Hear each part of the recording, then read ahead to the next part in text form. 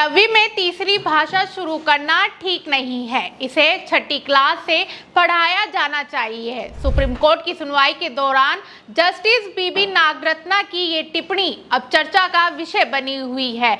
मामला सीबीएसई की 3 भाषा नीति से जुड़ा है।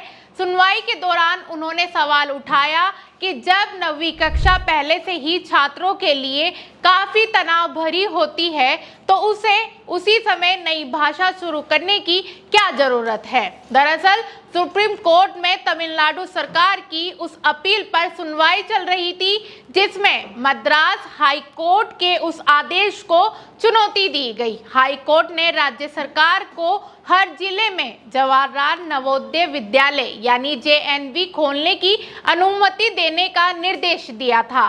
तमिलनाडु सरकार लंबे समय से इन स्कूलों का विरोध करती रही। इसकी वजह ये यहाँ लागू 3 भाषा नीति है। हालांकि इस सुनवाई में सीबीएसई की भाषा नीति की वैधता सीधे तौर पर मुद्दा नहीं थी, लेकिन सुनवाई के दौरान जस्टिस बीबी नागरत्ना ने तीसरी भाषा को लेकर अपनी राय रखी। उन्होंने साफ कहा कि तीसरी भाषा का मतलब सिर्फ हिंदी नहीं, नीति में कहीं भी ये नहीं लिखा कि तीसरी भाषा केवल हिंदी ही होगी। इसमें राज्य की भाषा अंग्रेजी और एक तीसरी भाषा पढ़ने की बात कही गई है।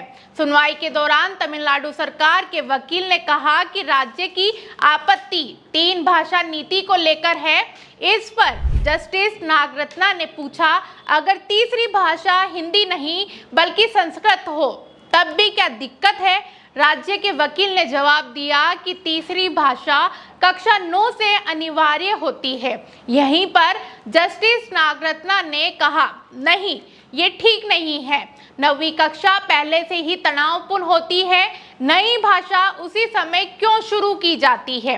इसे तो छठी कक्षा से शुरू करना चाहिए। जस्टिस नागरत्ना ने इसे अपने स्कूल के दिनों को भी याद किया। उन्होंने बताया कि उनके समय में मिडिल स्कूल यानी छठी कक्षा के आसपास से ही तीसरी भाषा पढ़ाई जाती थी। छात्रों के पास हिंदी, कन्नड़ और संस्कृत जैसे विकल्प होते थे। उनका कहना था कि अगर किसी नई भाषा की शुरुआत पहले से कर दी जाए तो बच्चे उसे आसानी तरीके से सीख लेते हैं और आगे चलकर उन पर अतिरिक्त दबाव नहीं पड़ता।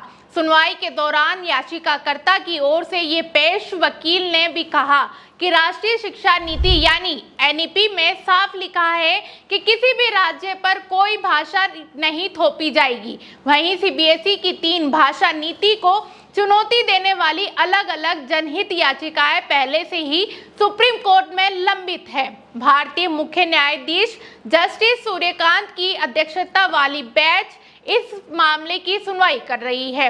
हालांकि फिलहाल सुप्रीम कोर्ट ने सीबीएसई की नीति पर रोक लगाने से इनकार कर दिया है। मामले की अगली सुनवाई अगले हफ्ते होगी।